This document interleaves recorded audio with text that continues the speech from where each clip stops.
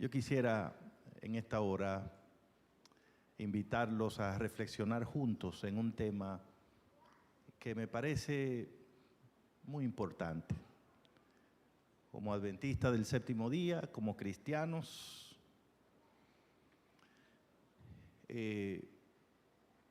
creo que vale la pena reflexionar en algunos asuntos que la palabra de Dios señala claramente y que tienen que ver con estos días finales que estamos viviendo y la forma como el pueblo de Dios debe vivir, comportarse, saber, estar alerta espiritualmente en un tiempo como este. Así que yo he titulado esta reflexión, El gran conflicto y la mayordomía cristiana. El gran conflicto y la mayordomía cristiana. Bueno, y lo de la mayordomía es porque pues eso es lo que yo hago, ¿no? La iglesia me ha asignado a trabajar en esa área y estoy muy feliz. Por muchos años he trabajado en ese departamento y para los que no lo saben, quiero decirle que el objetivo número uno del departamento de mayordomía es fortalecer la espiritualidad de la iglesia. Así que estoy muy contento de trabajar en un departamento que tiene esa misión de ayudar a las personas a crecer en su experiencia cristiana, en su relación con Dios. Y por eso sé que este tema que vamos a tratar es un tema que tiene que ver completamente con el tema de la mayordomía cristiana, el gran conflicto y la mayordomía. Ya hemos orado varias veces, pero yo les pediría que tengan la bondad de acompañarme en una oración más cortita. Solo ahí inclinen su cabeza y vamos a orar. Querido Padre, ahora ha llegado ese momento cuando nosotros queremos solamente escuchar tu voz hablándonos en tu santa palabra. Y no solo escucharla, sino entender esa voz. Entenderla para saber cuál es tu voluntad para nosotros y que tú nos des la humildad para recibir lo que tu palabra diga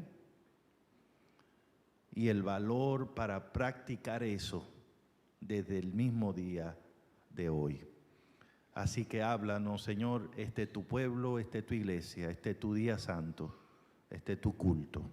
Háblanos en el nombre de Jesús. Amén. Los adventistas del séptimo día no somos una iglesia más, ¿verdad, hermanos? Somos la iglesia remanente del Señor para este tiempo del fin. Eso no nos hace superiores a ninguna otra iglesia, pero sí nos hace distintos para gloria de Dios. Ser la iglesia remanente significa que esta es la iglesia que en este tiempo final sigue llamando a las personas a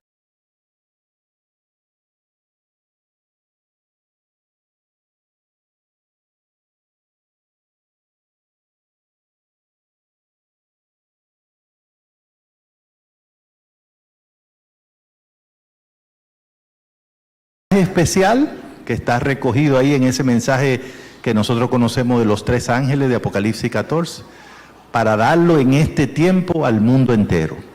Y ese es el mensaje que va a preparar al mundo, que está preparando al mundo, incluyendo a la iglesia, para la venida del Señor. Entonces es un privilegio grande, pero eso es una responsabilidad grandísima también, ser la iglesia remanente. Una de las bendiciones grandes que el Señor le ha dado a esta iglesia es darnos mucha luz en su santa palabra y en el espíritu de profecía. De tal manera que esta iglesia tiene un entendimiento de ciertas verdades que no lo tienen otras denominaciones. No lo predican, no lo enfatizan, y por eso nosotros somos un pueblo llamado a reparar portillos, calzadas que están rotas, pilares que habían caído y que desde el tiempo de la Reforma comenzaron a levantarse pero no se completó ese trabajo. Dios levantó esta iglesia para completar ese trabajo. Una de las verdades distintivas del adventismo, hay varias, pero una de esas cosas que distingue a esta iglesia es el entendimiento que Dios nos ha dado de que este mundo es el escenario donde está ocurriendo el gran conflicto entre Cristo y Satanás, entre el bien y el mal.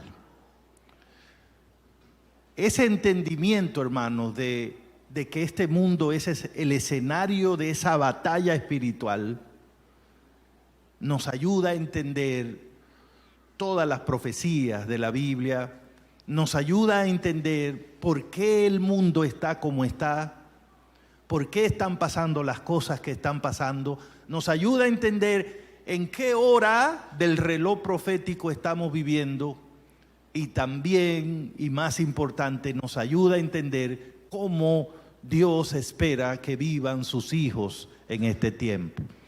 Así que todo adventista del séptimo día debe tratar de conocer el tema del gran conflicto. Porque incluso si usted no sabe nada de eso, usted está involucrado en eso. Es una guerra espiritual que está ocurriendo en este mundo y que involucra a todas las personas que vivimos en este mundo, incluso a los que no lo saben. Ahora, ¿usted se imagina lo que le puede pasar a una persona que está en una guerra y no lo sabe? Yo no sé si aquí en Panamá se dice, pero en mi país hay un dicho popular que dice que guerra avisada, ¿qué?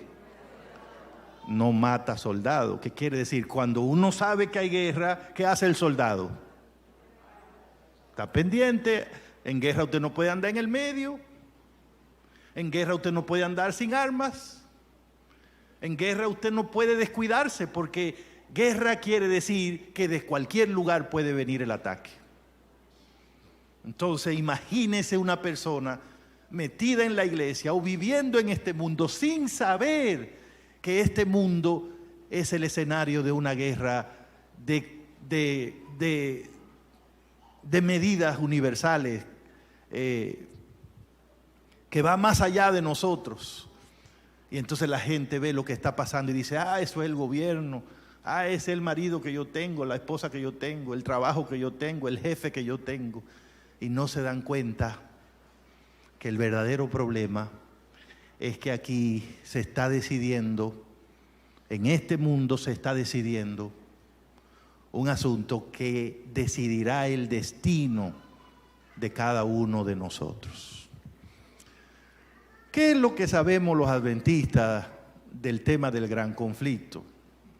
Yo voy a mencionar por lo menos un par de cositas que me parecen que son fundamentales. Número uno, lo que sabemos es que ese conflicto, aunque está ahora mismo funcionando en el mundo, en realidad no comenzó en este mundo. ¿Dónde comenzó ese conflicto? En el cielo. Y como leímos hace un rato en Apocalipsis capítulo 12, versículo 7, ahí se nos avisó que hubo, ¿qué cosa? Hubo una guerra en el cielo. Y se nos dice quiénes estaban al frente de los dos grupos que estaban en guerra. Por un lado estaba ¿quién? Miguel. Miguel es un nombre que se le da a Cristo en la Biblia, ¿no? En el libro de Daniel, el propio Apocalipsis. Y en el otro lado estaba el dragón. El dragón no es un nombre, sino otro título que se le da al enemigo de Cristo, de Miguel, que es Satanás. Entonces uno como que no está acostumbrado a oír la palabra cielo al lado de la palabra guerra, porque uno se imagina que el cielo es un lugar muy tranquilo, muy en paz, ¿no? Cuando uno está en un lugar que dice, esto aquí parece un pedacito de cielo.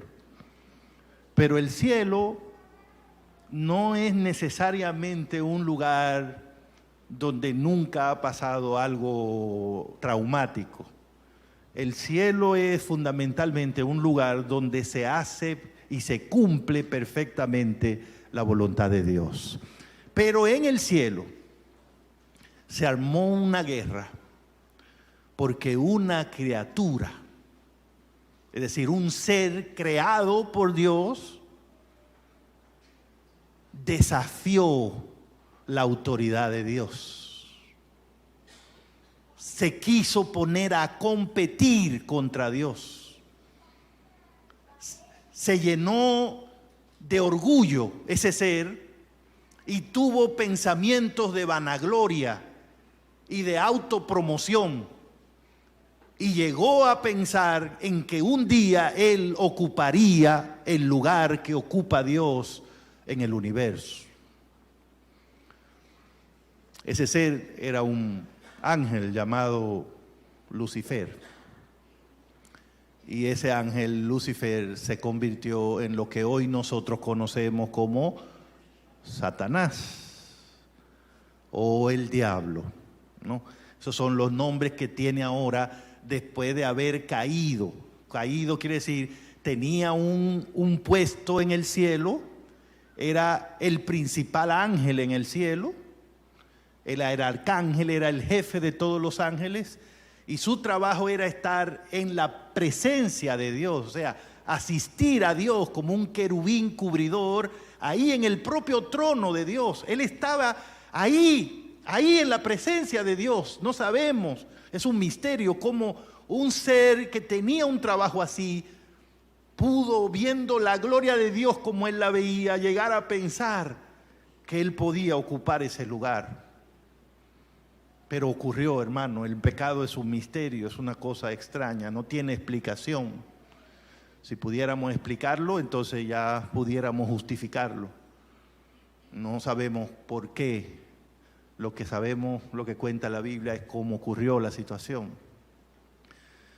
Porque ahora ese ser que ya no tiene esa categoría, que ya no tiene esa posición, que fue quitado de esa posición, que fue expulsado incluso del cielo, ahora ya no se llama Lucifer, ahora se llama diablo y Satanás. Satanás quiere decir adversario, enemigo, porque él es declaradamente enemigo de Dios.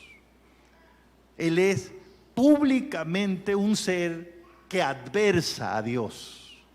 Él está en contra de todo lo que Dios representa, de todo lo que Dios pide, manda, ordena. Él está en contra de eso. Y mientras Dios propone un principio en el universo para que haya felicidad en todos sus seres creados, Él trajo un principio distinto al de Dios y ha querido meter ese principio por la fuerza en el cielo y en los otros mundos creados por Dios. Y se llama Satanás por eso. Él se llama diablo porque la palabra diablo, del griego diabolo, significa calumniador, significa mentiroso. El trabajo que hace lo hace diabolos, a través de la mentira, por medio del engaño es que él actúa. Él no aparece para meter miedo, aunque usted ve esos muñequitos que pintan como si él fuera un murciélago rojo, con las orejas y una cola y un tenedor que le da vuelta en el infierno, en la parrilla ahí del infierno a la gente. Todas esas cosas pertenecen a un tiempo cuando la iglesia comenzó a usar esas caricaturas supuestamente para burlarse de Satanás. En tiempo, cuando comenzó la reforma, la iglesia desarrolló la idea de que como Satanás, su principal problema de Satanás es el orgullo. Lutero fue uno de los que aconsejó a los cristianos, como Satanás es tan orgulloso, cuando él te ataque, enfréntalo burlándote de él. Dale en el orgullo donde más le duele. Entonces hicieron todas esas caricaturas que ustedes tal vez alguna vez han visto del enemigo. Y salieron todos esos cuentos, ¿no?, de que él es un ser así. Pero en realidad, hermanos, el asunto es muy distinto en la Biblia. Él es presentado como el príncipe de este mundo, la serpiente antigua, el dragón. Alguien que anda como un león, crujiente. Entonces él, en lugar de asustar, él usa el engaño, él usa la mentira. Por eso es tan peligroso el asunto, porque él tiene unas ideas que están contrarias a Dios, pero él te la va a presentar como si eso no tiene problema con Dios, como si eso incluso te va a ayudar a ti a estar mejor con Dios. Eso fue lo que le hizo a los ángeles en el cielo, y eso fue lo que le hizo a nuestros primeros padres, Adán y Eva, en este mundo. ¿Por qué cayó Satanás? Porque se rebeló contra la autoridad de Dios. Hermanos, Dios es el rey del universo. No hay más reyes, ni hay más dioses. En todo el universo hay un solo Dios, Jehová de los ejércitos. No hay dos dioses. En este mundo no hay dos dioses. Hay un solo Dios y un usurpador que intenta competir con Dios. Y ese rey del universo actúa desde su trono. Desde el trono de Dios, Él dirige el universo. Desde el trono de Dios, Él actúa. Los actos de Dios vienen desde el trono de Dios. El trono de Dios es el símbolo de su reinado universal. El trono, la Biblia habla del trono, al que está sentado en el trono. ¿Por qué? Porque la Biblia quiere que nuestra imagen de Dios sea la de un rey que gobierna en todo el universo. Ahora, el trono de Dios se sostiene, hermano. ¿En qué se sostiene el trono de Dios? En la autoridad de Dios. Dios puede mandar en el universo porque tiene autoridad para eso. Nadie se la dio, Él la tiene, porque Él es la autoridad en todas las cosas. Él es dueño del poder. Él es dueño de todo el poder que existe. Y por eso la Biblia dice que, Salmo 33:6, por la palabra de Dios fueron hechos los cielos y la tierra. Hebreos capítulo 1, versículo 3 dice que Él es el que hace todas las cosas por el poder, por la autoridad de su palabra. Dios tiene autoridad. Quiere decir, no se somete a nada ni a nadie, no hay ley por encima de Él, no hay nadie que pueda darle órdenes, no hay nadie a quien Él necesite, no depende de nada ni de nadie. Como tiene esa autoridad, Él es el único en el universo que la tiene, Él es incomparable, entonces tiene, para que el universo funcione, lo primero que tiene que reconocerse es que el Rey del universo es Jehová de los ejércitos. Hermanos, lo único que no se puede hacer en este universo es desafiar la autoridad de Dios. Dios comparte todo con sus criaturas, pero no comparte su gloria con nadie. Con nadie. Dios es el único Dios. Y eso no puede ponerse en discusión. Nadie puede intentar ocupar el lugar de Dios. Porque eso no tiene sentido. No pueden existir dos dioses. No pueden haber dos dioses. Porque por definición Dios es un ser que es autosuficiente, que es autónomo, que es libre. Si existiera otro Dios, entonces ahí tendríamos un problema. Eso no es posible. Por eso en el universo el desafío a la autoridad de Dios no se perdona. No se consiente. Satanás no se convirtió, Lucifer no se convirtió en Satanás porque pecó. No, en el caso de Satanás y de los ángeles no fue que ellos pecaron, porque el pecado es un asunto de conducta, de hacer algo malo. En el caso de los ángeles y de Lucifer no fue que ellos hicieron una cosa mala. Lo que ellos hicieron fue rebelarse contra Dios. La conducta, eso es más fácil de perdonar. Por eso, ustedes notaron, cuando los ángeles cayeron, Dios los expulsó del cielo y no había plan de salvación para ellos. No hubo plan de salvación. Porque en el caso de ellos no era un problema de conducta, era un problema del corazón, era una rebelión, era ir en contra de la autoridad de Dios. Es que Satanás dijo, es que yo voy a estar en el lugar de Él. Yo voy a ser Dios, no Él. Él no es el que va a mandar en este universo. Él no es el único a quien hay que obedecer aquí. Yo voy a tener un lugar. Isaías lo presenta en Isaías 14 diciendo, un día yo subiré y me sentaré allá en el monte, en lo alto de las nubes, en el lado norte, ahí donde está el trono, y yo seré semejante ¿a quién? Al Altísimo. ¿Cuál era el deseo de Satanás entonces? Él quería ser ¿qué? Dios. Escuche bien. Satanás no quería ser como Dios. Satanás quería ser Dios. Y eso no se puede. Porque solo hay ¿cuántos dioses? Uno. Dios quisiera que nosotros fuéramos como Él. A Dios no le molesta que tú quieras ser como Él. La Biblia dice, sed santo como vuestro Padre es santo. Sed misericordioso como vuestro Padre celestial. Dios quiere que nos parezcamos a Él. Pero nadie puede intentar ocupar el lugar de Dios. Ustedes saben cuál es el primer mandamiento de la ley de Dios, ¿verdad? ¿Cuál? No tendrás ¿qué? ¿Por qué es el primer mandamiento? Para que quede claro que en este mundo hay un solo Dios. Para que quede claro que Dios exige adoración exclusiva. Que Dios indica que si tú quieres que tu vida funcione, Él tiene que ocupar el primer lugar. No puede haber un área en tu vida donde tú digas, bueno, esto lo dirijo yo. Esto no voy a hacer como Dios dice. Sí, yo escuché en la iglesia un sermón que dijeron, que leyeron, pero en eso yo no voy a hacerlo así. No, yo voy a... En el momento en que alguien, oyendo la palabra de Dios, decide actuar de otra manera, está diciendo... En el universo no solamente Dios manda, yo también puedo mandar. Yo también tengo mis propias ideas. Y eso se llama rebelión.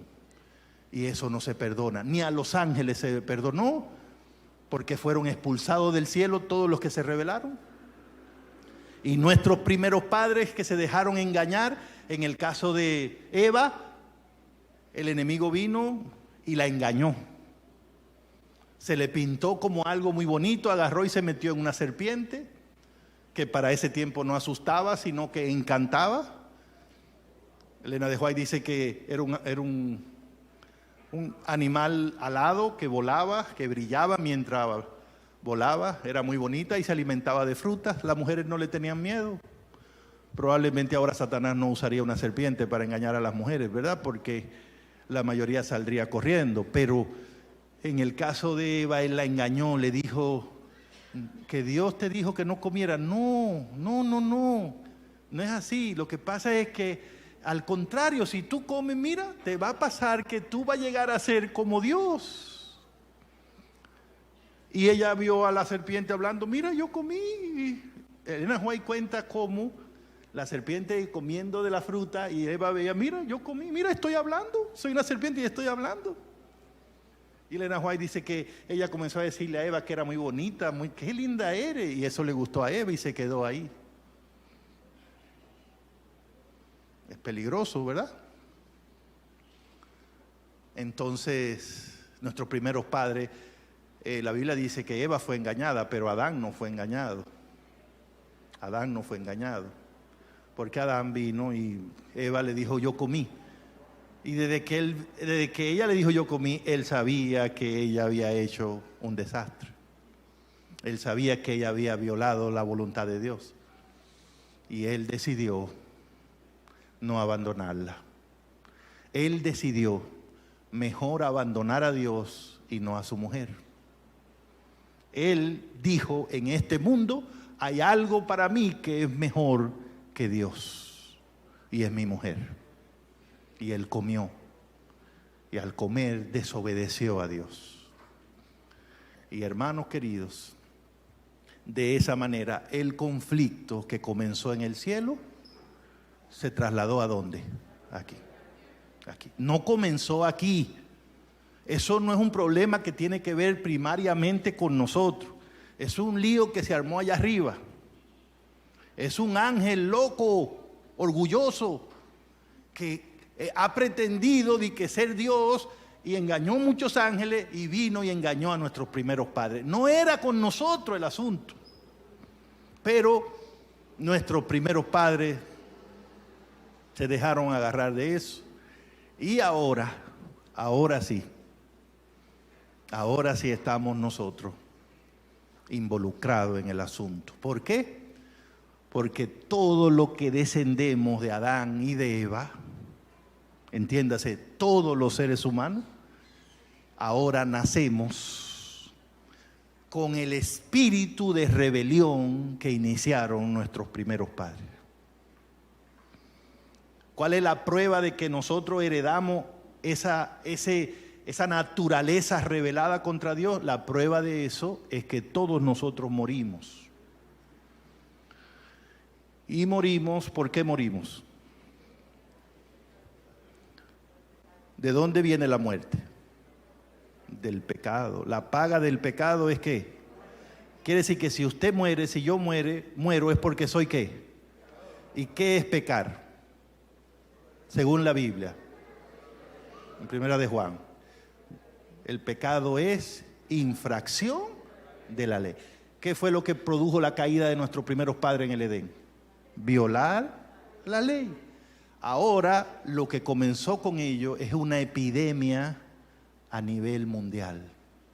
En este mundo, todos los seres humanos nacemos con un corazón rebelado contra Dios, es decir, con una actitud natural a ir en contra de la ley de Dios. Pero ¿cuál es el problema de violar la ley de Dios? Que el que dice, ve la ley de Dios y dice, yo no voy a hacer eso, está diciendo, a mí Dios no me manda. En mi vida Dios no tiene autoridad. Y cuando usted se mete con la autoridad de Dios, usted se ha metido con algo que no se puede tolerar en este universo. Como este universo lo hizo Dios, para que este universo funcione, tiene que respetarse la autoridad de Dios. Si alguien quiere vivir sin obedecer la voluntad de Dios, tendría que buscar otro universo. Tendría que buscar otro tipo de existencia. Pero los que vivimos en este universo, la existencia de nosotros viene de Dios. Y por eso en este universo tiene que establecerse la autoridad de Dios por encima de todas las cosas. Y para que la autoridad de Dios se establezca en este mundo, tienen que haber personas que decidan obedecer a Dios en todas las cosas. ¿Por qué Dios le dijo a Adán y a Eva que no comieran del árbol de la ciencia del bien y del mal? ¿Por qué le dijo él? Si ustedes comen, ¿qué iba a pasar? Le dijo Dios. Van a morir, pero hay algo antes de la muerte. La muerte es el resultado inevitable. Pero ¿qué es lo que Dios quería evitarle a Adán y a Eva cuando le dijo no coman de la fruta esa? Porque no era un problema de vegetarianismo. No era un problema de prohibirle una fruta. Lo que Dios estaba haciendo era enseñándoles a obedecer la autoridad de Dios. A los ángeles allá, un grupo se rebeló, no aceptaron la autoridad de Dios. Dice la Biblia, Dios los mandó y lo tiene encarcelado en abismo para siempre, hasta la destrucción final. Los seres humanos, cuando cayó Satanás en el cielo, Dios siguió adelante con el plan de crear este mundo. Y el plan, Elena White explica que el plan de Dios al crear este mundo era que con el tiempo los seres de este mundo, obedeciendo fielmente a Dios, fueran al cielo a llenar el espacio que habían dejado vacío los ángeles que se rebelaron. Pero antes de darle esa oportunidad, Dios iba a probar a los seres humanos. ¿Qué era lo que iba a probar? ¿Cuál es el problema en el cielo? ¿Cuál fue el problema en el cielo? Alguien que dijo, yo no voy a hacer lo que Dios diga. Punto. Es el problema, hermano. No es que no venía a la iglesia Satanás, no, Satanás iba todo el tiempo ahí al trono de Dios. No es que no cantaba, no, él cantaba, las 4 voces la cantaba él solo. Él daba diezmo y todo. Sí, yo no sé, era cristiano, pero tenía un problema. Él dijo, Yo voy a hacer todo, pero lo voy a hacer a mi manera. Y lo que yo vea que no me parece, eso no lo voy a hacer. ¿Qué era lo que no le gustaba a Satanás? Que se dijera que el único que mandaba en el universo era Dios. Entonces, no hicieron el asunto, no podían estar donde Dios mandaba. Y los seres humanos iban a pasar la prueba para ver si, como los ángeles que quedaron leales ahora, quedaban libres para siempre de ese problema. Entonces Dios le dijo a Adán y a Eva: mira, ustedes van a enseñorearse de todo lo que yo creé, los animales, todo. Ustedes van a dirigir todo conmigo. Pero como Dios le dio autoridad a Adán sobre la creación, Dios también iba a probar si Adán era capaz de estar bajo la autoridad de Dios. Entonces le dijo: de ese árbol no coma. Era una prueba para ver si Adán entendía que en el universo la palabra de Dios es ley, no se discute, no se le quita, no se le añade. A ver si Adán entendía que la felicidad de todo el que vive en este universo consiste en hacer lo que Dios diga. No inventar, no buscar explicaciones, no irse por acá o por allá. Lo que Dios diga, eso es, te va a ir bien y vas a ser feliz. Entonces Dios le puso esa prueba. Y por eso le dijo: no coman, porque si comen ustedes van a ser como yo, conociendo el bien y el mal. ¿Qué significa eso? Dios quería evitarle a Adán y a Eva lo mismo que le pasó a Satanás. El argumento de Satanás era que la ley de Dios era irrelevante, que los ángeles del cielo no tenían que tener leyes, porque eran seres superiores, sabios, y ellos mismos podían decidir qué era lo correcto y qué no. Así que él le ofreció a los ángeles un gobierno sin ley. Es el plan de Satanás, un gobierno sin ley. ¿Cuál es el plan de Dios? ¿Cuál es el principio de Dios para que el universo funcione? El principio de Dios es la autoridad de Dios y la obediencia de todas sus criaturas. ¿Cuál es el principio de Satanás? Rebelión contra esa autoridad de Dios y cada quien viviendo como le convenga. Cada quien haciendo lo que le convenga. Entonces, por eso Dios le dijo: si ustedes comen, van a conocer el bien y el mal. Antes de caer en el pecado, Adán y Eva, el bien y el mal para ellos estaba en las manos de Dios. Es decir, Adán y Eva no se preocupaban de averiguar qué tengo que hacer. Ellos solo se dedicaban a hacer lo que Dios dijera. Ellos no estaban interesados en ser más sabios que Dios. Ellos no estaban interesados en buscar otras vías además de la de Dios. Ellos no estaban en preguntarse: pero eso que Dios dijo va a funcionar aquí en Panamá. Pero yo no creo eso, tal vez yo lo debo hacer así. Y yo veo a la gente que hace otra cosa, ¿por qué voy a...? No, Adán y Eva, su vida consistía en hacer lo que Dios dijera. Pero cuando ellos comieron del fruto y violaron la ley de Dios, entonces ellos entraron en el conocimiento del bien y del mal. ¿Qué quiere decir eso? Que a partir de ese momento ellos encontraron la definición del bien y del mal en una fuente ajena a Dios. Ya no era Dios el que le decía cómo vivir. Ya no era la voluntad de Dios lo que lo guiaba a ellos. Ahora ellos iban a determinar qué era bueno y qué era malo. En otras palabras, ellos intentaron ponerse al mismo nivel de Dios. Y ese es el desastre que ha causado la caída en este mundo, hermanos. Ese es el desastre. Desde la caída, los seres humanos creen que saben lo que es bueno y lo que es malo. Los seres humanos creen que no necesitan a Dios para tomar decisiones, para vivir, para usar su tiempo, para cuidar su cuerpo, para usar su dinero, para usar sus talentos. Yo sé lo que tengo que hacer. Yo sé cómo tengo que vivir. Yo soy una persona libre. Yo tengo una mente, yo sé lo que es bueno, yo sé lo que es malo. No me tengo que dejar guiar, no tengo que hacer todo lo que me dicen. Y por eso el mundo, hermano, anda como está, porque hay un espíritu de rebelión que Satanás ha metido en este mundo. Nadie quiere obedecer, nadie quiere respetar la autoridad.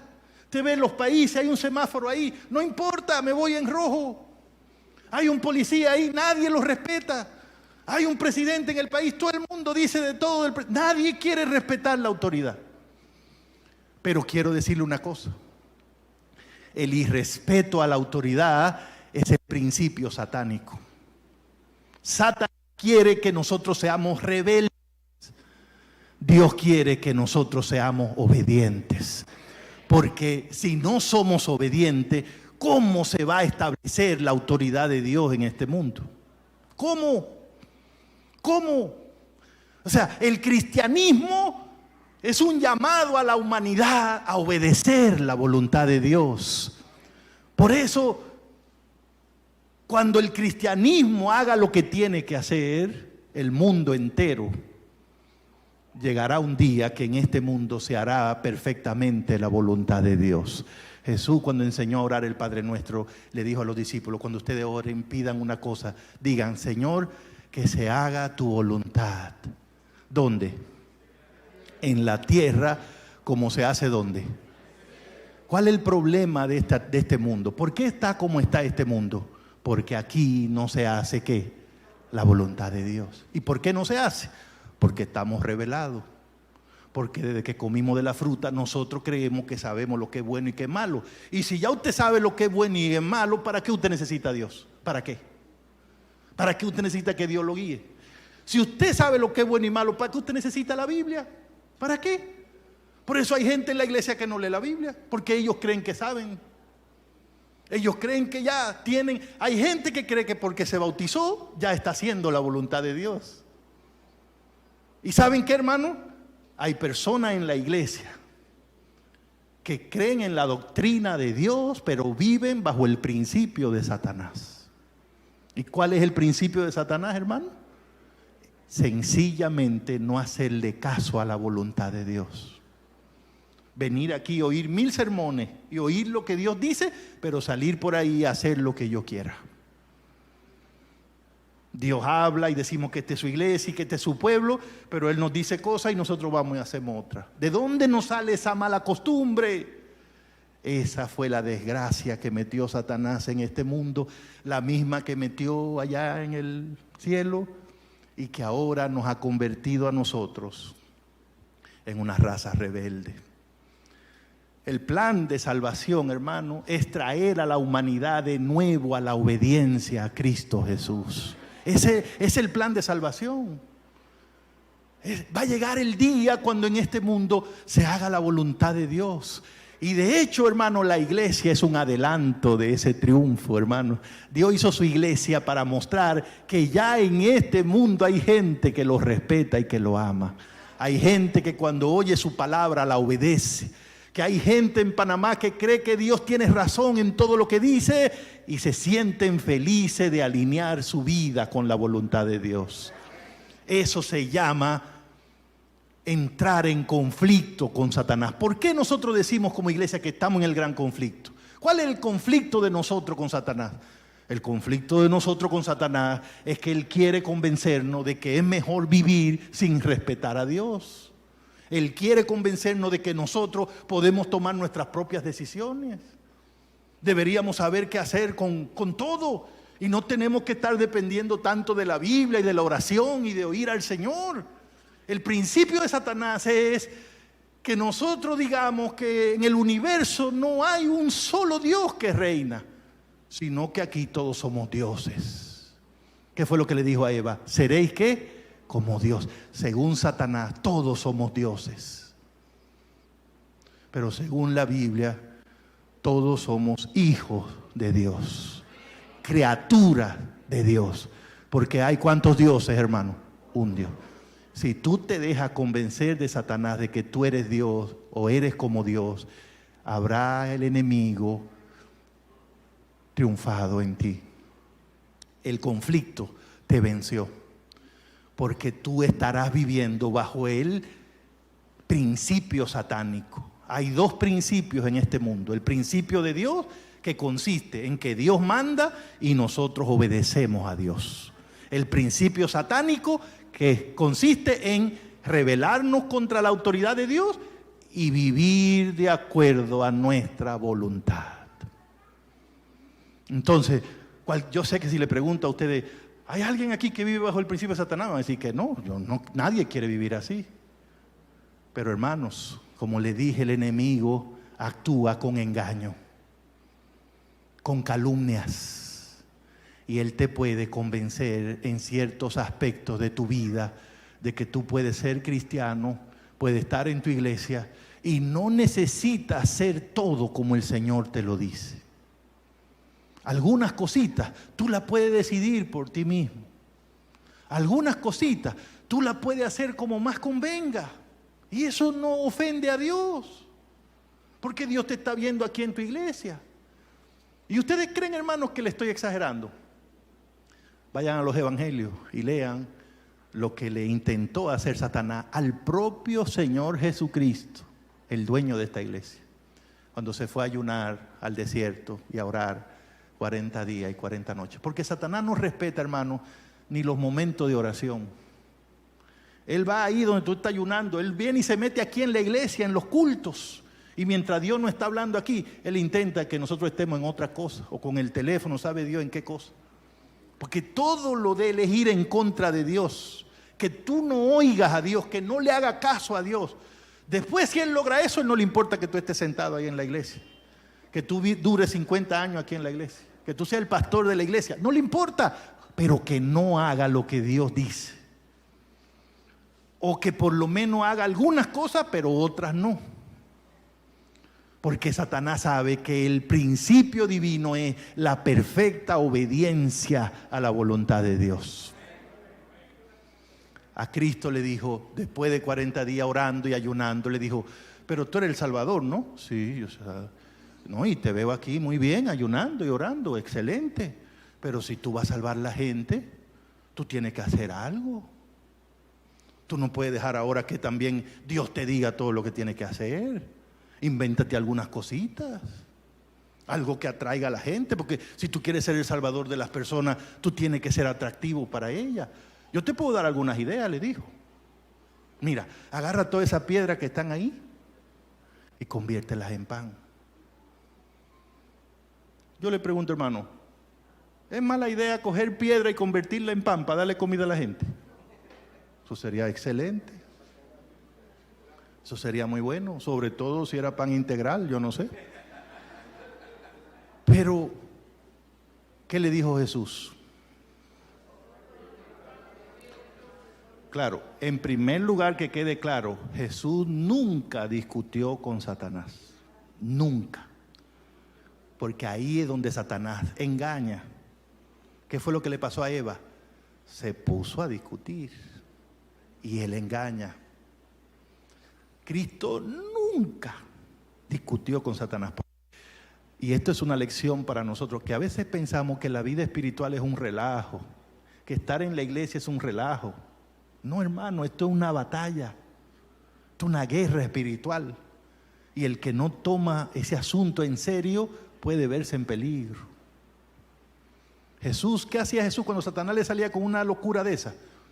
Jesús no se ponía a preguntar, pero ¿y ese pan va a ser de calidad? No. ¿Y cuánta gente va a comer? No. Jesús solo se dedicaba a enfrentarlo con la palabra de Dios. No solo de pan vivirá el hombre, sino de toda palabra que sale de la boca de Dios. ¿Qué estaba diciendo? Satanás, no es solamente hacer algo que se vea bonito. No es solamente hacer algo que la gente me aplauda. No es solamente hacer algo que esté de moda. Es hacer lo que le agrade a Dios. Hermano, porque ese es el conflicto en este mundo. Un grupo de gente que quiere vivir haciendo lo que quiera y un grupo que quiere vivir haciendo lo que le agrada a Dios. Y tú tienes que decidir de qué lado tú vas a estar en todo. Y después, cuando él le citó la Biblia, Satanás le dijo, pero mira, está bien, no, está bien, pero mira, lo llevó a una torre, tírate de aquí. Y como a ti te gusta mucho la Biblia, de hecho, yo he leído en el Salmo 91 que Dios va a mandar a sus ángeles a que te cuiden si tú te tiras. ¿Tú te imaginas que la gente te vea y que vienen? Eso va a ser impactante. De nuevo Jesús no se puso a averiguar si era un buen plan, simplemente le contestó de nuevo con la palabra de Dios. ¿Qué es lo que está diciéndonos Jesús? La única forma segura de vivir en este mundo es refugiándonos en la palabra de Dios, viviendo aunque otros hagan lo que quieran. Algunos hermanos dicen, no, porque en esta iglesia aquí nadie está consagrado. Conságrese usted, concéntrese usted en la palabra de Dios, haga usted lo que cree que Dios está mandando. Porque así ha sido siempre, hermanos. Así ha sido siempre. Y Cristo le dijo, a Dios no se le tienta, a Dios no se le pone a prueba, a Dios no se le falta el respeto. Yo no tengo que tirarme de aquí para comprobar si es verdad que Dios va a mandar ángeles. Es una promesa para gente que cree en Dios, no que prueba a Dios. Cristo nos enseñó que la Biblia no es para probarla, es para obedecerla. Hay gente que está en la iglesia y le dice, Dios, yo te voy a servir si tú tal cosa. Te voy a dar tanto si tú tal cosa. Es una falta de respeto a Dios, a la santidad de Dios. Dios es el rey, hermano. Cuando Dios habla, eso es así. No hay que probarlo. Nadie debe decirle a Dios, yo te voy a servir si tú me demuestras que eres Dios. Es un insulto eso. Y Dios le dijo una vez a Moisés, voy a borrar a este pueblo de Israel por falta de respeto. Estoy cansado de oírlo diciendo que yo no soy Dios. Voy a borrarlo a todo y voy a hacer contigo una nación más grande, no te preocupes. Y Moisés tuvo que interceder porque Dios no acepta falta de respeto. Eso trató de hacer el diablo allá.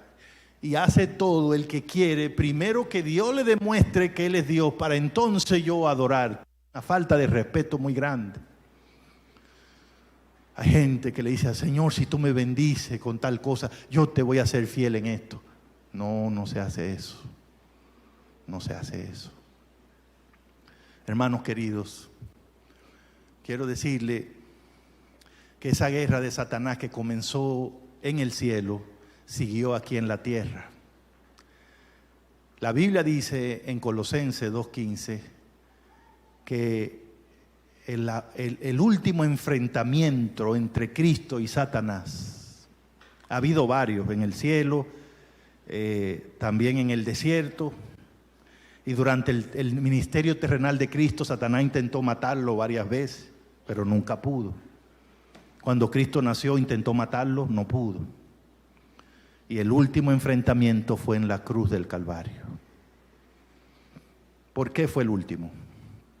Porque en la cruz, ahí Cristo murió. Pero debe quedar clara una cosa aquí en la iglesia central de Chorrera. No fue que Satanás mató a Cristo. ¿Ok, hermanos? Fue que Cristo dio su vida por nosotros. ¿Qué significa eso? El plan de Satanás nunca ha funcionado. Dios murió no porque Satanás tiene poder para matarlo. Él siempre lo ha querido matar. ¿Se acuerdan allá en el cielo lo que él decía? Un día me voy a sentar ahí. Para él poder sentarse ahí, ¿qué tenía que pasar primero? Tenía que eliminar a Dios. El plan de Satanás era matar a Dios. Por eso Jesús dice en San Juan 8:44, Él ha sido homicida desde el principio. ¿Qué significa? Desde el principio Él tiene pensamientos de asesinar a Dios. Pero Él no mató a Cristo en la cruz. Cristo dio su vida por nosotros. Pero cuando Cristo dio su vida, Él pensó que había triunfado. Y hermanos queridos, ese domingo por la mañana, cuando Cristo resucitó, Satanás entonces sabía que era su derrota final. ¿Por qué? Porque después que lo expulsó del cielo y Él vino y se metió aquí, Él metió aquí el imperio del pecado. ¿Y cuál es el terror que tiene o tenía Satanás con los seres humanos aquí, con el pecado? La muerte. La muerte. Entonces Cristo vino y pagó la culpa por el pecado, y cuando resucitó venció a la muerte. Por eso Pablo dice en Colosenses 2:15 que en la cruz Cristo expuso al universo entero, a los principados y los poderes, y los derrotó en la cruz del Calvario. Quiere decir, hermanos, que de nuevo Satanás fue derrotado por Cristo. Y ahora Satanás es un ser completamente derrotado. Satanás es un ser, ¿qué, hermano? Derrotado. Pero está vivo todavía. Derrotado, pero está vivo todavía. Y como está derrotado y odia a Dios, esa derrota se le ha convertido en frustración. Y Pedro dice que por eso anda como león, ¿qué? ¿Buscando qué? Pero él no puede devorar a Cristo. Él no puede devorar a Dios. Cada vez que se ha enfrentado a Cristo, ¿qué ha hecho Cristo? Lo ha vencido. Entonces, ¿qué hizo? Buscando a quién devorar. No puedo devorar a Cristo. ¿A quién fue a tratar de devorar? Apocalipsis 12, que leímos esta mañana. Se fue a hacer guerra contra la mujer. ¿Quién es la mujer en Apocalipsis? La iglesia. Ustedes saben, siglos y siglos de persecución contra la iglesia. Millones, millares de cristianos muertos, perseguidos en cuevas, en los circos, donde usted quiera, solo por ser cristiano. ¿Por qué? Porque quería destruirle la iglesia a Dios. ¿Por qué la quería destruir? Porque él odia a Dios y él quiere producirle dolor a Dios. Pero ¿qué pasó con la persecución? ¿Logró destruir la iglesia? Mientras más la perseguía, más crecía y más fuerte se hacía. Así que, como es Satanás, dijo, esto no me está funcionando. Tengo que preparar otro engaño. Y ahora el verso 17 de Apocalipsis 12 dice que en estos tiempos finales él se fue a hacer guerra, ya no contra la iglesia, porque hay un montón de iglesias que Satanás la tiene arrulladas y durmiendo, que la tiene conquistadas porque han mezclado el error con la verdad, las tradiciones con la palabra de Dios. Pero ahora dice que él se ha concentrado a hacerle guerra a un grupo, a una iglesia en específico. Apocalipsis 12:17 no dice el nombre de la iglesia, pero dice dos características que tiene esa iglesia. ¿Cómo es la iglesia que Satanás está atacando en este tiempo? ¿Cómo es? Guardan los mandamientos de Dios. ¿Y qué más? Tiene el testimonio de Jesús. ¿Y qué dice Apocalipsis 19:10 que es el testimonio de Jesús? El espíritu de profecía. ¿Usted conoce una iglesia que en este tiempo tenga esas dos cualidades? Que levante los mandamientos de Dios, todos los 10 mandamientos, y que además también tenga el don profético. ¿Usted conoce una iglesia así? ¿Cómo se llama? Hermano, Apocalipsis 12:17 dice, en este tiempo final, los ataques de Satanás están direccionados especialmente contra el pueblo adventista del séptimo día. Y te quiero decir algo, esa guerra no es solo contra la iglesia. Por eso ustedes ven cosas que pasan, hermano. Cada vez que ustedes ven esos problemas, gente que se levanta aún en la propia iglesia, dirigentes que le faltan el respeto a Dios, dañan la confianza de la iglesia, hermanos que quieren resolver las cosas que ocurren a la mala, a su forma, no dándole la oportunidad a Dios de que Él imponga su autoridad. Todo eso, hermano, es el enemigo tratando de desbaratar la iglesia. Elena de White dice que Satanás incluso mete gente a la iglesia.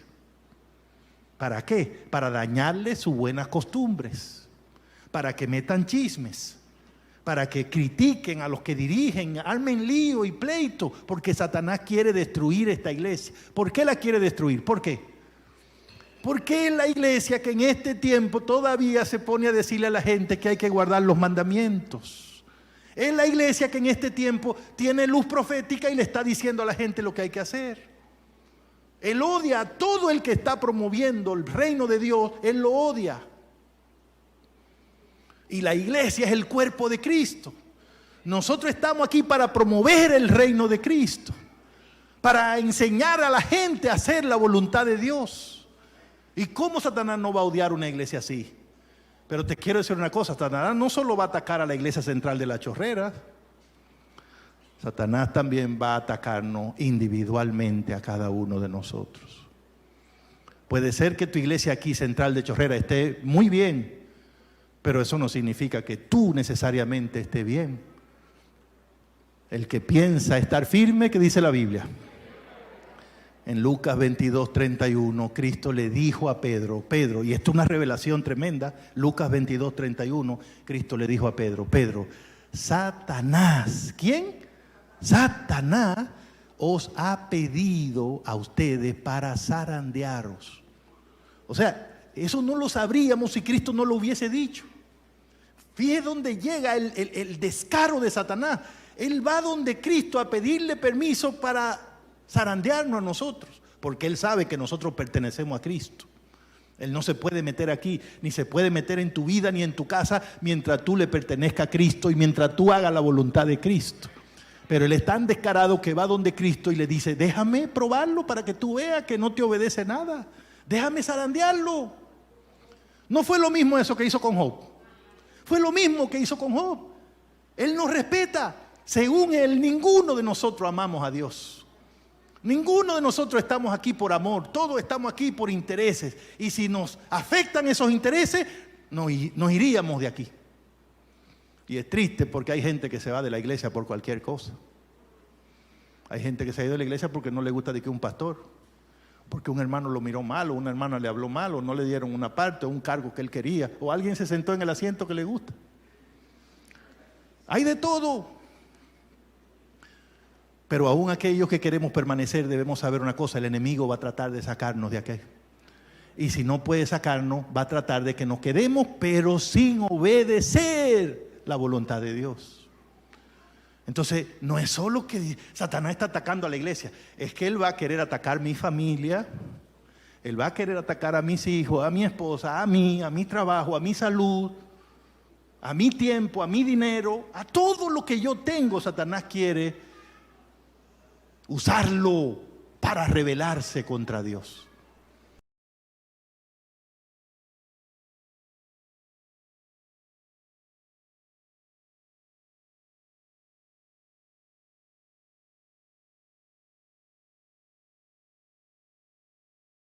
¿En qué estamos aquí?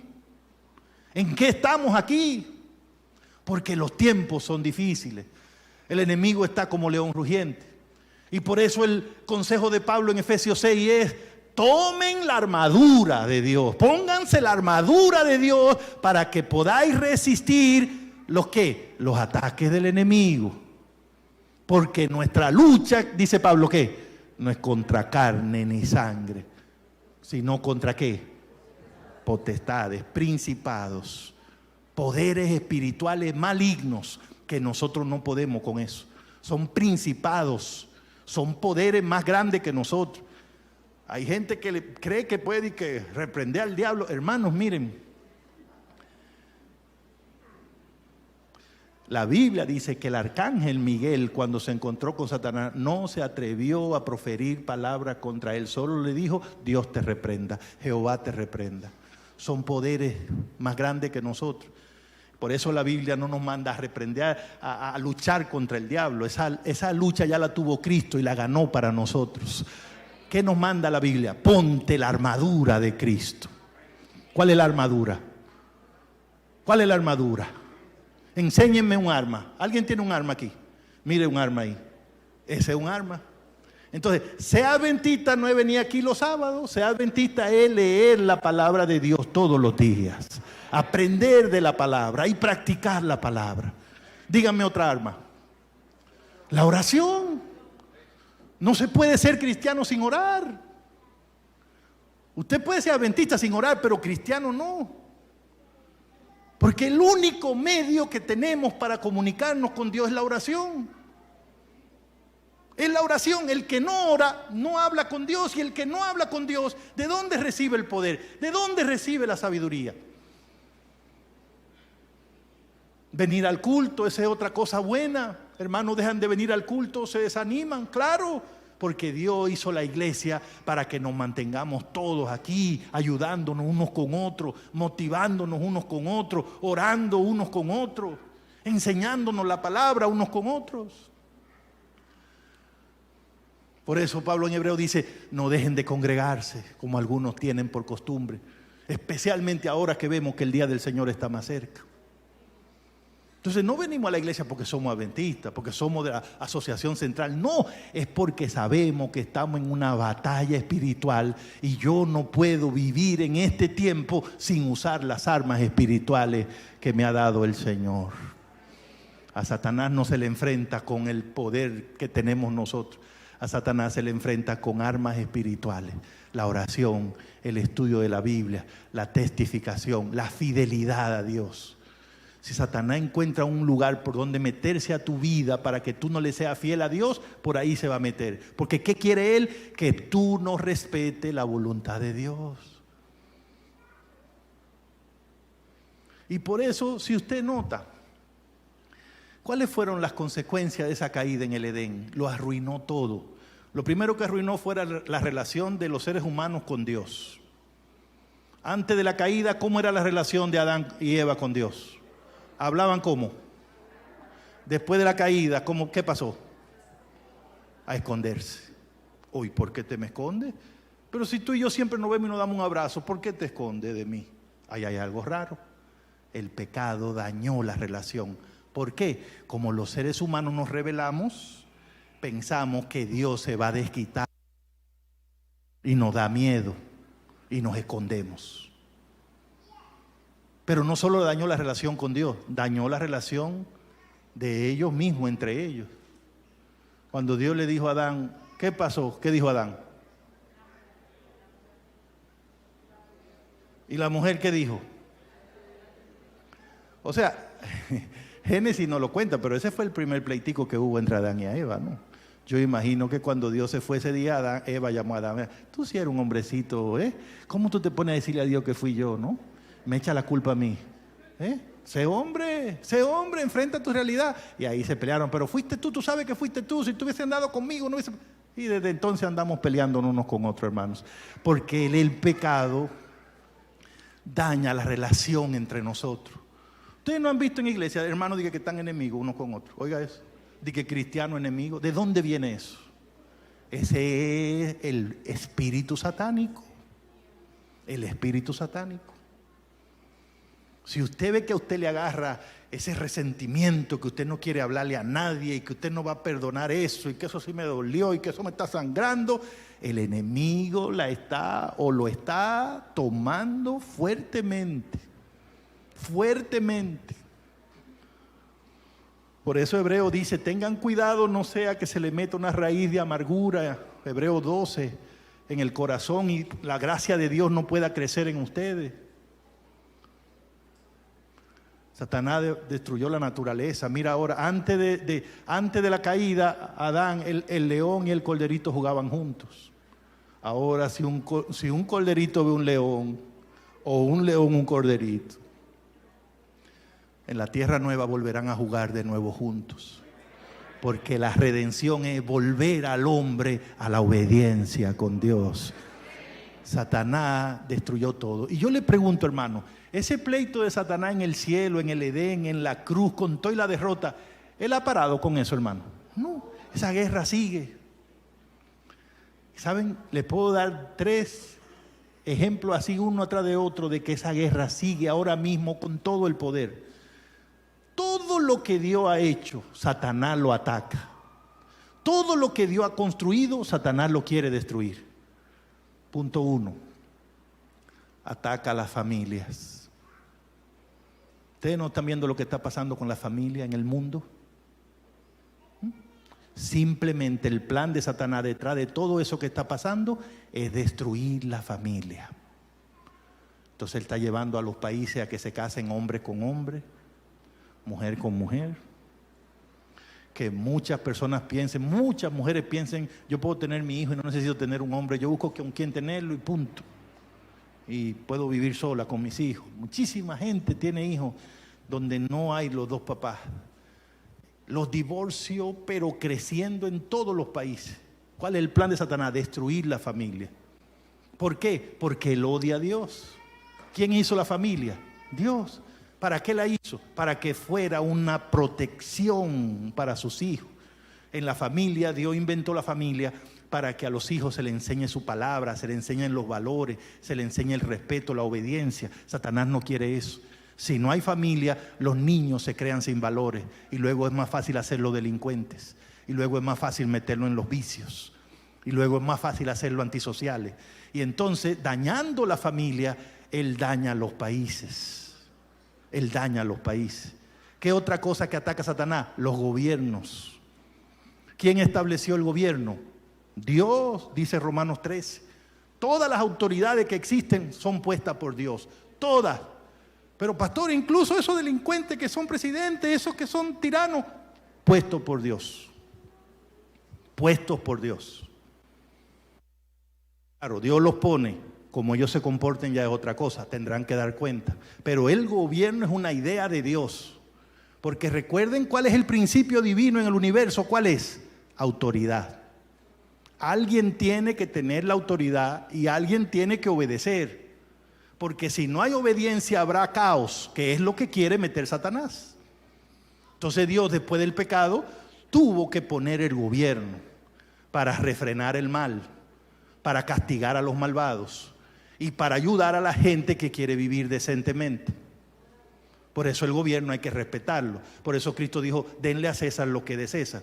Pero ¿qué hace Satanás con los gobiernos hoy día? Los destruye. Agarra gente que está en el gobierno y los corrompe. Hace que se roben las cosas, que no le duelan los pobres, que no ayuden, que la justicia se corrompa, que los jueces vendan las sentencias. ¿Por qué él quiere hacer eso? Porque él quiere sembrar el caos en los países, que no haya paz, que no haya seguridad, que la gente no pueda salir a las calles, que tú no puedas tener nada porque te lo roban, que tengamos que estar así cerrados con hierro porque no se sabe cuándo se van a meter. Así es como él quiere vivir. Esa es la idea de Satanás, de un mundo sin ley.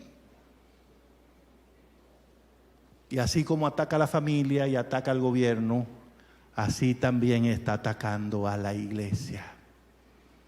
Yo estoy aquí esta mañana para decirle a la iglesia de Chorrera Central, hermanos queridos, esta es una iglesia donde el Espíritu de Dios está trabajando. No tengan duda de eso. Ustedes no están solos. El Señor está con ustedes. Nunca van a estar solos.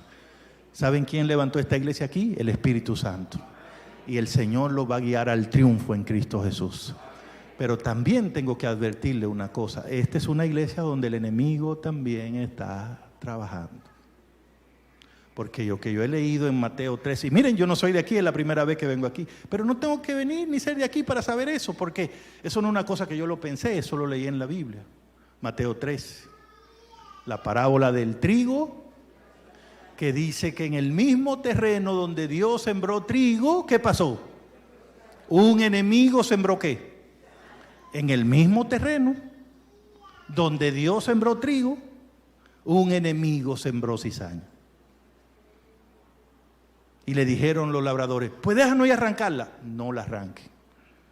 En el día final, yo voy a agarrar la cizaña, la voy a amarrar en manojo y la voy a quemar. Y el trigo va a quedar limpio. ¿Pero cuándo va a pasar eso? ¿Y quién lo va a hacer? El Señor. Nadie en la iglesia tiene el ministerio de andar averiguando quién es cizaña. Nadie. Todo lo que tenemos que tratar es de ser trigo en Cristo Jesús. Pero está creciendo junto el trigo y ¿qué más? Y la cizaña. Está creciendo junto. Entonces, ¿por qué digo esto? Porque sería muy peligroso que ustedes, hermano, aquí, desde el pastor de ustedes hasta el último que se bautizó aquí, estén viviendo como si todo está bien. Si no está pasando nada espiritualmente hablando.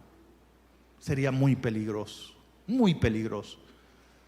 Satanás va a atacar la espiritualidad de esta iglesia donde estoy ahora mismo. Lo va a atacar, o la está atacando.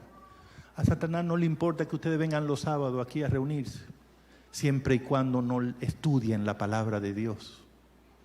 Mano de chorrera, no dejen de estudiar la Biblia y el espíritu de profecía. Estudien su Biblia, eso los va a ayudar. Venga el pastor o no vengan, tengan un plan los ancianos, el pastor aquí, los dirigentes, para estudiar la Biblia en esta iglesia y el espíritu de profecía. Satanás no quiere que en esta iglesia se ore. Él estaría feliz que hagamos los cultos sin orar por las personas. Hermanos de Chorrera, mantengan el altar de la oración encendido en este lugar. Aunque sea uno que esté orando, el Señor va a contestar y van a ocurrir cosas maravillosas. Hay que estar en cadena de oración aquí, hermano. Familia orando por familia. Un hermano orando por otro hermano. Orando por los pastores, por la obra de Dios, por el mundo, por todo, por Panamá. En oración, hermano. ¿Saben qué? Muchísimas cosas ocurren porque alguien está orando. Porque la oración desata el poder de Dios. Mientras esta iglesia esté orando, hay gente que va a ser sanada por el poder de Dios. Hay matrimonios que van a restaurar. Hay gente que va a volver a la iglesia porque Dios va a contestar esas oraciones. Pero Satanás quiere que no oremos. Satanás, hermano, va a atacar la unidad de esta iglesia. Tal vez lo está haciendo ya. Va a querer que se peleen unos con otros. Va a querer que ustedes se peleen con los pastores, con los ancianos, que hagan grupitos, que se critiquen unos con otros, que se busquen defectos unos con otros. Él lo va a que familias se enemisten con otra familia. Él va a tratar de hacerlo eso, si no es que ya lo ha hecho. Y él lo puede lograr fácil. Él nada más necesita uno que le preste la lengua. Porque Santiago dice que una sola lengua puede encender un fuego grandísimo. Una sola lengua descontrolada puede encender un fuego. Si usted le presta la lengua a Satanás, aquí se va a armar. Se va a prender. Si aquí nos ponemos a buscarnos defectos, mire, si usted quiere buscarme defectos, no tiene que mirarme ni 5 segundos, me va a encontrar. Pero prepárese que yo le voy a encontrar a usted también. Entonces la iglesia no es un lugar donde venimos a mirarnos con otros. Venimos todos a mirar a Cristo y a orar unos por otros y a ayudarnos unos con otros. Porque ¿por qué estamos aquí nosotros? Por lindos, por buenos.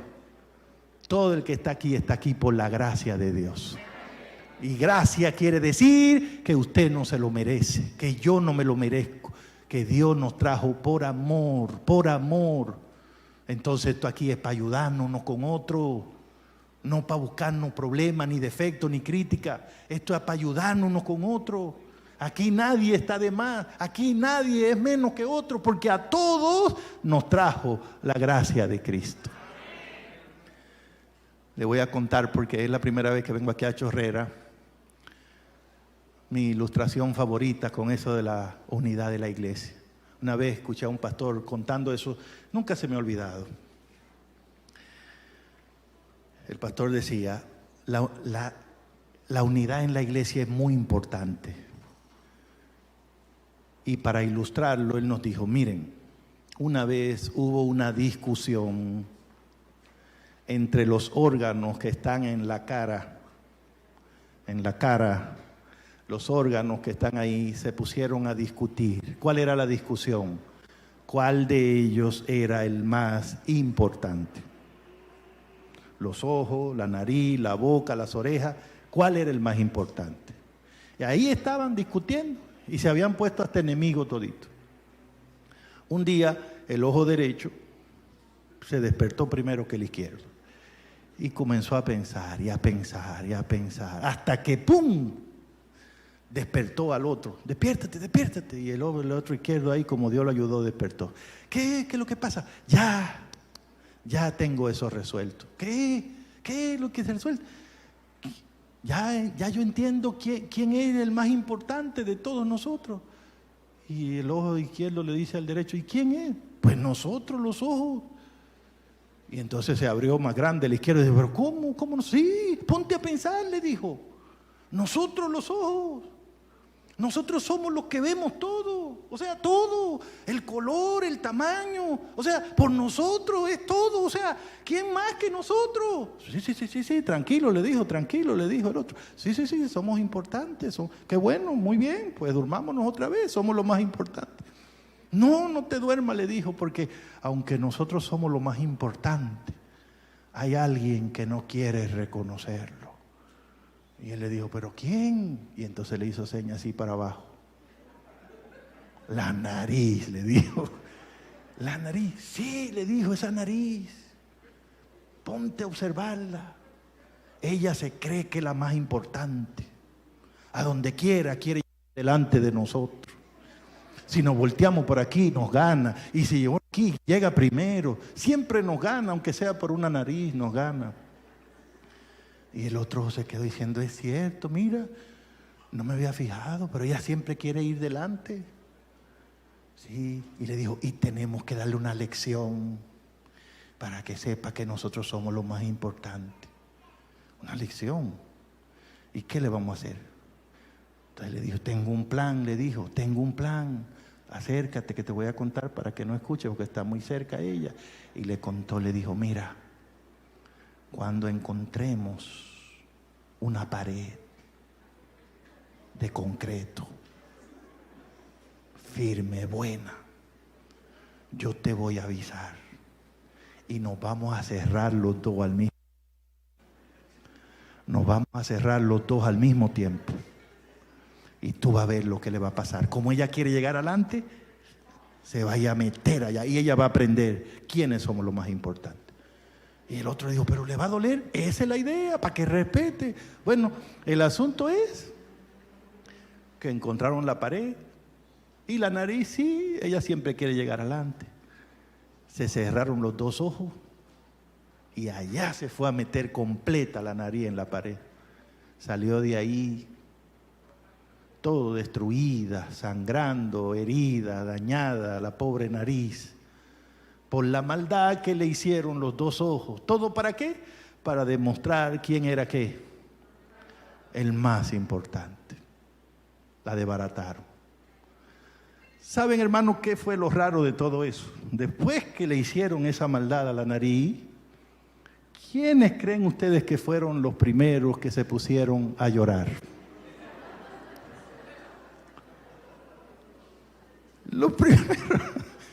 Los primeros que se pusieron a llorar fueron los ojos, después de dañar la nariz. ¿Y qué significa eso, hermanos? Que en la iglesia nadie gana cuando nos peleamos. La iglesia funciona bien cuando estamos unidos en Cristo. Cuando todo el mundo importa. Cuando sabemos si hay un hermano o una hermana que no está viniendo. Cuando hay un plan para visitar a los hermanos, cuando se atiende a los niños, a los adolescentes, a los jóvenes, igual que a los adultos.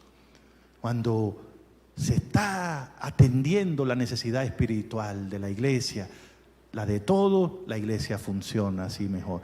Pero Satanás, él no quiere que haya unidad, hermanos. Él quiere que nos pongamos a pelear. Y por último le voy a decir esto. Una de las formas en que Satanás va a atacar a la iglesia de Chorrera Central,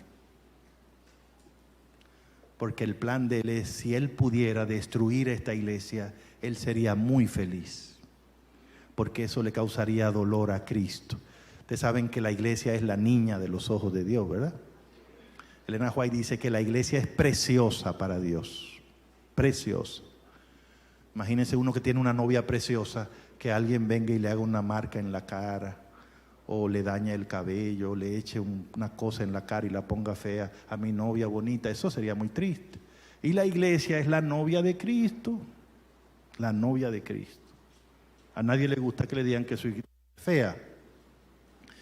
Pero una de las formas que Satanás va a tratar de dañarlo a ustedes aquí, hermanos, además de dañarle la espiritualidad, además de dañarle la misión que ustedes aquí digan, no, aquí hay demasiada gente, aquí ya no hay que bautizar a nadie más.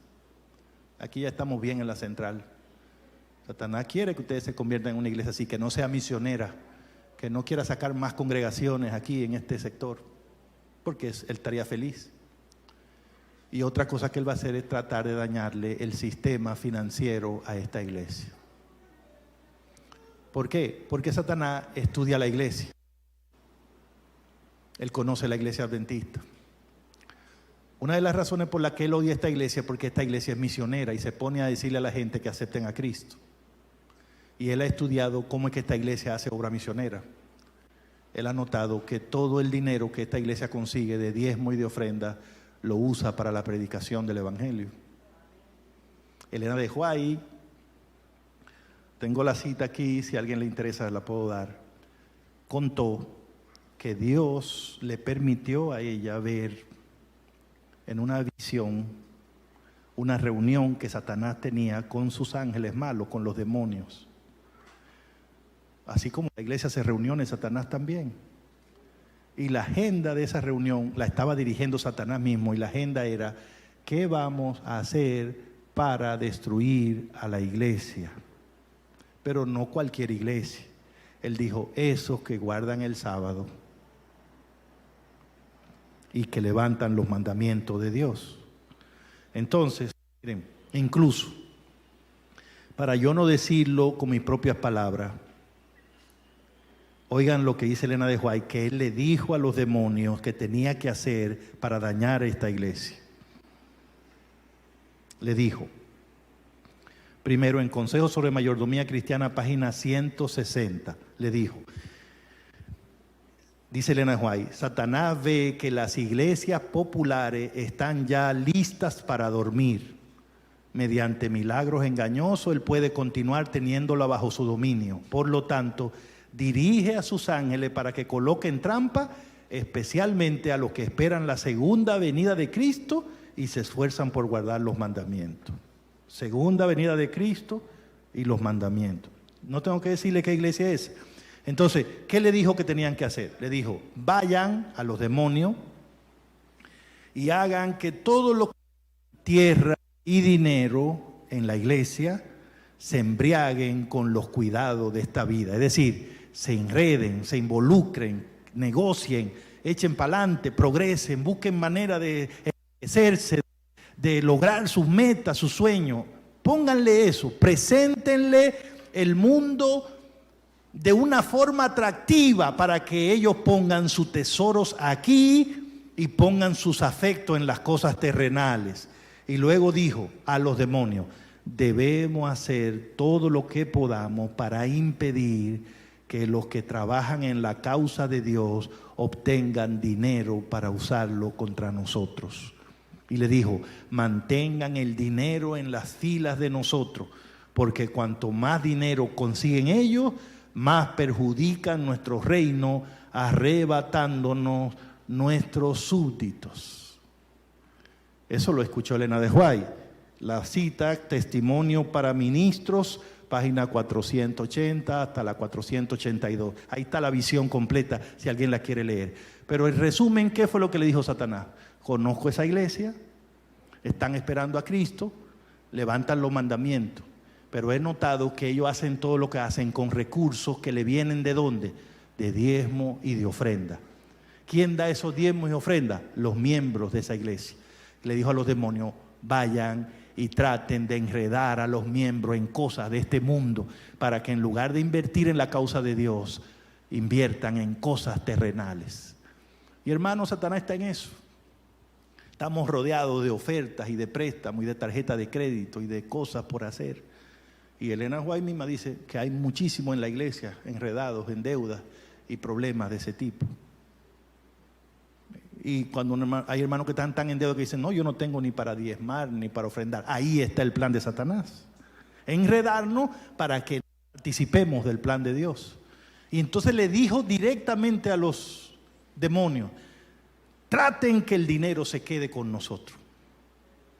Que no le llegue dinero. Oiga, Satanás le gustaría que esta iglesia no tenga dinero ni para pagar la energía eléctrica, ni para tener un micrófono. Satanás estaría feliz que la asociación no hubiera dinero para pagarle a los pastores, estuviera en bancarrota, y la unión también en bancarrota. ¿Para qué? Para que no se pusiera a predicar, para que no avance. Entonces, él sabe de dónde nosotros sacamos el dinero. Él sabe que esta iglesia no vende pan, ni vende leche. Él sabe que esta iglesia no engaña a la gente ofreciéndole asiento en el reino de los cielos. Él sabe que esta iglesia tiene un plan que se lo dio el Señor, donde todos nosotros somos fieles devolviendo el diezmo y trayendo ofrendas generosas. Entonces, ¿qué va a hacer Él? Él va a tratar de que tú no le seas fiel a Dios en tu mayordomía. Él va a tratar de que tú no seas generoso trayendo ofrenda a tu iglesia, para que no haya cómo avanzar, cómo poner este templo más bonito. No haya fondo para eso. Él no quiere que la obra de Dios avance. Y estoy diciendo eso simplemente para decir, hermanos, es un conflicto, es una guerra, todo está incluido. Y si tú caes en esa trampa, debes saber, estás jugando del lado del enemigo. Si tú caes en la trampa de serle infiel a Dios, en la trampa de no reconocer a Dios en tu mayordomía, en la trampa de no ser generoso, generosa con la obra de Dios, el problema no es que le va a pasar algo a la iglesia. El problema es que Satanás te puso del lado de él. Esta iglesia va a triunfar con nosotros, sin nosotros, hermano. Esta iglesia va a triunfar con los diezmos míos o sin esos diezmos, con las ofrendas tuyas o sin esa ofrenda, porque esta iglesia tiene su triunfo asegurado en Cristo Jesús. Pero Dios quiere que tú triunfes con la iglesia. ¿Y cuál es la receta para eso? Ser fiel a Dios, ser obediente a Dios. ¿Cuál es el principio divino para que el universo funcione? Él es rey y nosotros obedecemos su voluntad.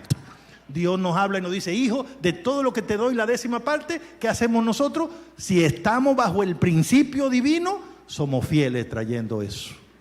Somos fieles trayendo ofrenda. Si estamos bajo el principio satánico, Dios habla, pero nosotros escuchamos, pero no hacemos caso. Aún vienen las bendiciones, pero no traigo eso, porque con eso le digo a Dios, tú no eres el que manda en mi dinero. Yo sé lo que voy a dar o si no voy a dar. Nadie me tiene que decir lo que voy a dar. Principio de la rebelión. Hermanos queridos, es mi deseo, es mi oración, que el Señor bendiga grandemente esta iglesia y que todos ustedes salgan triunfadores en el gran conflicto entre el bien y el mal. Que nadie de esta iglesia se quede fuera del reino de los cielos. ¿Quiere estar con Cristo allá? Entonces vive por Cristo aquí. Vive por Cristo aquí para que esté con Cristo allá. Yo quiero hacer una oración.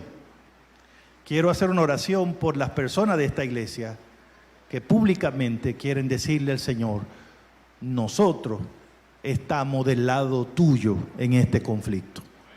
Nosotros reconocemos tu autoridad. Tú eres nuestro rey. Tú eres nuestro Señor. Y nosotros estamos dispuestos a hacer lo que tú digas. Si hay alguien aquí que reconoce la autoridad de Dios y de su palabra, yo le pido que se levanten y que públicamente den ese testimonio por el Señor y que oremos para que el Señor nos bendiga. Amén. Amén. Vamos a orar. Querido Padre, muchas gracias por tu palabra.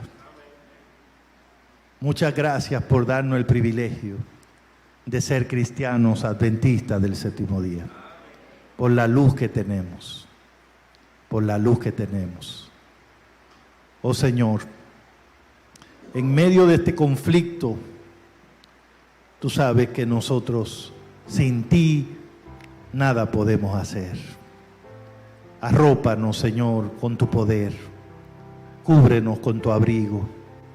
Ponnos la armadura, tu armadura, para que podamos resistir en el día malo. Las personas que estamos de pie en este momento, Señor, nos hemos levantado para públicamente decir que nosotros pertenecemos a Cristo Jesús. Estamos dispuestos a hacer su voluntad y que no tenemos nada que ver con Satanás, ni queremos vivir bajo su gobierno.